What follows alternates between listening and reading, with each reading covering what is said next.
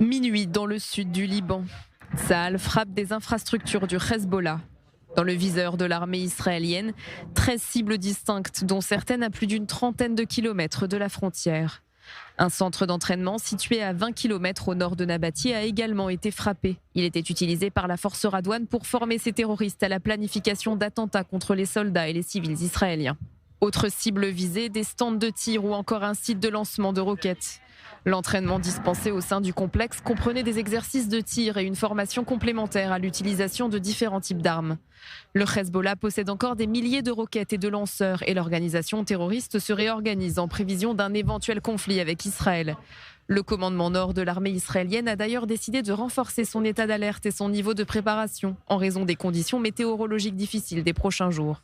Tsahal estime que la faible visibilité liée au brouillard et aux nuages bas pourrait permettre aux organisations terroristes présentes au Liban de préparer des attaques ou de transporter des munitions et des armes vers différents sites du sud du pays. En parallèle de la pression militaire israélienne, la pression diplomatique des Américains s'accroît également.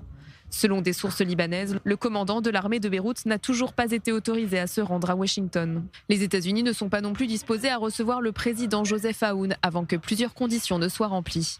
Le Congrès américain doit examiner cette semaine un projet de loi visant à modifier les conditions de l'aide militaire au Liban. Un amendement stipule que le soutien américain doit être uniquement utilisé pour faire face à la menace du Hezbollah ou d'autres organisations terroristes contre le Liban.